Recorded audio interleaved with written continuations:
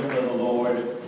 I want to go back in. We've been talking and we've been spending this entire year looking at this word extraordinary. And every month we have taken a look at a different letter in the word extraordinary and tried to come up with a better understanding to understand who we are and how we are in the Lord. If you'd read these banners with me on either side, please read this with me, please. Ordinary people become what? Extraordinary. How?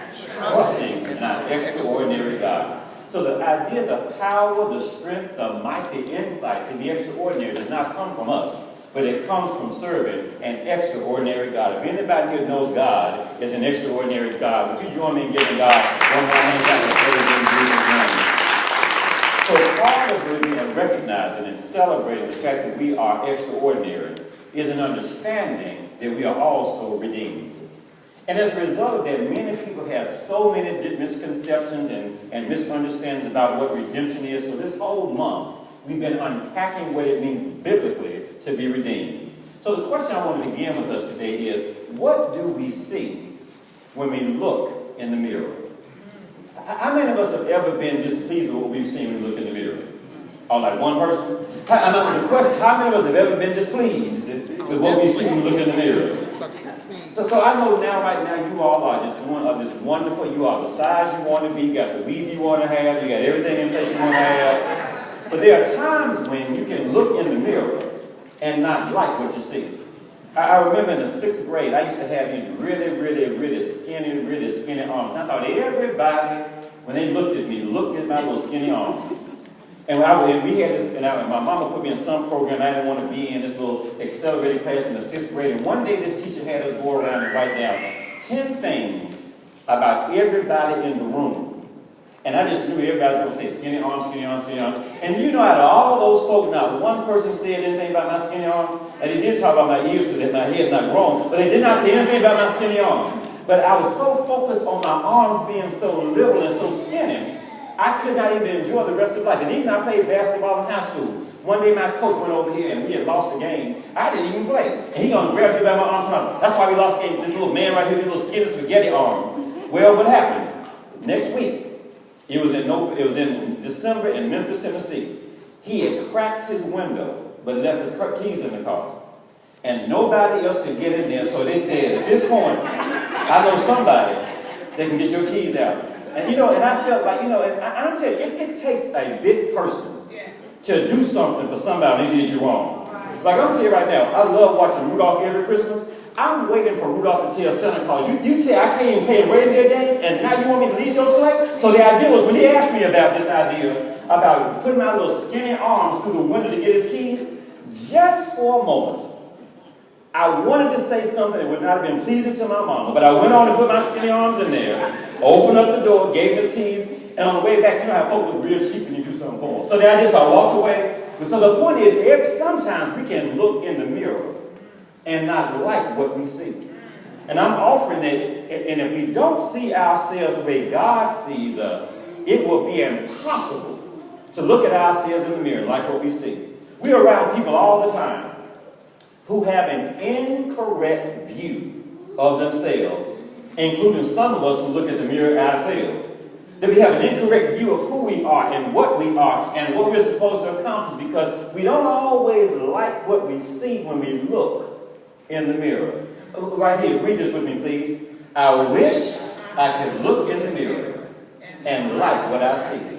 There are folk in church around this world that some people have looked in the mirror and not been too happy about what they see. Next, read this with me, please. Sometimes I wonder how people can even accept me. When I look in the mirror, all I see is a failure. They're believers who've been walking around, and because they failed, think they're failures, and not recognizing that the failure is an event. But if you are a believer, you serve the person that's already given you victory. And too many times we walk around feeling like we failed, yet we're a failure because we have failed. Read this with me. When I look in the mirror, all I see are flaws. You know what? I'm telling you, my wife has this mirror, and on one side it just shows you what you really see. But I didn't realize on the other side it was magnified and had a little light around it. And I was trying to just something, I think at some point, I think our kids had asked us for some money, and I felt like a gray hair coming in my eyebrow. And I turned back around, and it was not me, it was magnified. It kind of caught me off guard. And so many times, when we look in the mirror of the Word, all we see is our flaws. When we think about ourselves, all we see is what we did wrong. When we think about ourselves, we cannot even experience God's favor because we're looking at our flaws. Read this, please. When I look in the mirror, all I see is a loser.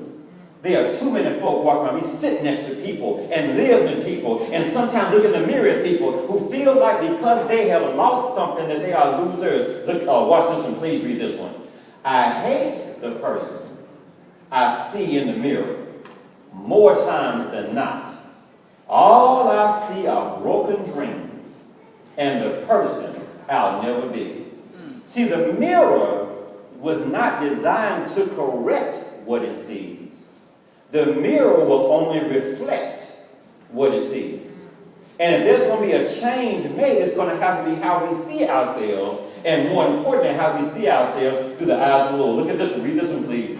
When I look into the mirror, I see disappointment and fear. Anybody ever felt that way? I mean, you look in the mirror and you saw all the things you were going through, and you wonder why folk who didn't even go to church, and you wonder why people don't even pray. You wonder why it looks like everything's going well for them, and it looks like everything in our lives is crumbling, and we just ready to give up, and it doesn't look good, and sometimes all we can see is disappointment and failure.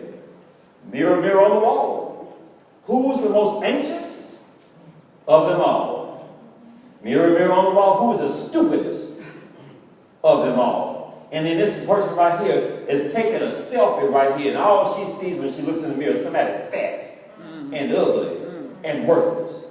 And I'm telling you, we live with people, we interact with people, we are working with people, we go to church with people who feel like that they are worthless and no good at all because of something they did. They think some kind of way God can't use them, that God is turning their back on them. And I'm here to tell you that God is a mighty God. He is a redeeming God. He's a restoring God. He's a lifting God. He's an amazing God. So don't ever look at yourself as the world sees you. Our role is to look at how the Word sees us. So what do you see when you look in the mirror? So mirror, mirror on the wall, why don't I see myself the way God made me at all? You need to see yourself the way God sees you. And I need to see the hands again. How many play chess again? And see, 1, 2 people play chess. I can't believe it. I need to use a checkers example. Where in chess, there are some pieces called a pawn. And the pawn is kind of worthless. But the biggest piece and the strongest piece would end up being the king. And sometimes we seem like we feel like we're insignificant, like we have no value, and that we have no worth. And God says, no, I sent my son to die on the cross, to shed his precious blood, so you are worthy, and you are worthless, and you have value, and you have all this worth as well. And we see ourselves too many times as being worthless when God says you are worthy. So when we see ourselves as a pawn, insignificant, remember God sees us as a king. And look what happens is, and I love this picture here. You can see yourself as a timid pussycat. But what God sees is a royalty. That royalty is up inside of us as well. So please read this with me.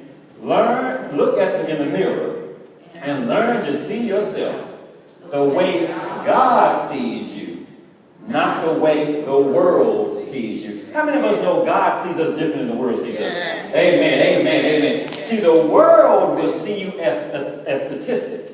And God will see you as someone saved. Yeah. The world will see you as a failure. But the Word will see you as somebody who is walking in favor. The world will see you in the valley. And God sees you in victory. And our role now as part of this month and throughout is to start seeing ourselves the way God sees us. Please read this with me, please. Every time you look in the mirror, remember that God created you. And that everything He creates is beautiful and good. If you embrace that, please join me in giving God. God does not make junk. God does not make everything He made is beautiful and good. So now when you look in the mirror, you can start loving what you see and want to kiss what you see and embrace what you see. Instead of seeing all that, you take this little girl right here without any shoes on. Looked in the mirror and saw what she like and put a big kiss on her. And I'm telling you, at some point, you got to stop loving what you see in the mirror. You got to start embracing what you see in the mirror. Because when God sees us and all He sees When God looks at us as believers, all he sees is Jesus. He doesn't see your faults, and he doesn't see your flaws. He doesn't see all your failures. All he sees is his son every time he looks in the life of a believer. When God looks at a believer, all he sees is Jesus. Isn't that good? Yeah. Now be clear, we messed up. We sinned. We fell short of the glory. But when God looks at us, he doesn't see all the sin and all of the shortcomings and all of the setbacks. All he sees when he looks at us is sees Jesus. So our role, if he can see Jesus, it's time for us to see Jesus and start loving what we see. Amen? Start loving what we see. I said start loving what we see when we look in the mirror. So what happens? So when God looks at us as believers, all he sees is Jesus. Now what happens? So the question is, how do you see yourself spiritually as a believer? That's the real question. How do we see ourselves as believers spiritually? Because the way we see ourselves spiritually will determine what is manifested naturally.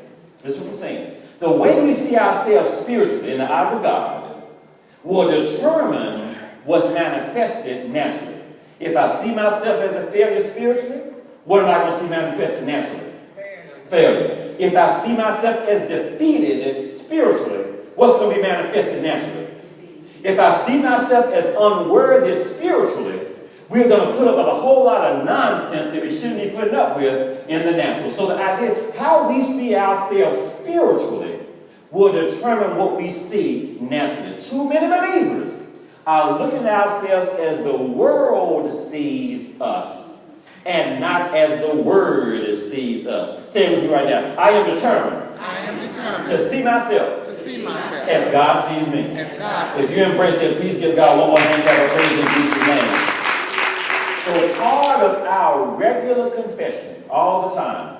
Say it with me again. I am a visionary. Why? I see myself as God sees me. God does not see us as we see ourselves. He sees us through the blood of Jesus. And when he sees us, that's such a good thing. When he sees us, all he sees is his son. So how does God see believers?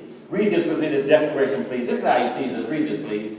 I declare I am special and extraordinary. I am not average. I have been custom made. I am one of a kind. Somebody married you, probably. That's a good thing. Of all the things God created, what he is most proud of is me. I am his masterpiece, his most prized possession. I will keep my head held high, knowing I am a child of the Most High God, made in his very image. This is my declaration. If you embrace that declaration, please join me in giving God one more hand clap of praise. And we have to admit, based on some of the things and the mistakes we've made and the challenges of our past and the problems of our past, sometimes it's hard to see ourselves like this. Hard to see ourselves as extraordinary. Hard to see ourselves as being his most prized possession. So our role, sometimes all we see is failure, but God sees victory in us. And God sees in us what we cannot see in ourselves. You're beautiful because God made you in his image. So when he looks at you, he looks at utmost perfection. Come on now. I said when God looks at you and looks at me, he doesn't see everything we've done wrong. He sees where we should be and where we can be when we start trusting and relying on him. When he looks at us, all he sees is his son. So what happens? Christianity is not based on rules and regulations. Old Testament, you remember the Old Testament? You had to follow. How many laws were there in the Old Testament? 613 laws. How many kept all 613 laws? Nobody. So what happens? And you know, someone broke 10 before you came to church this morning. So the idea of all these laws, nobody could keep them.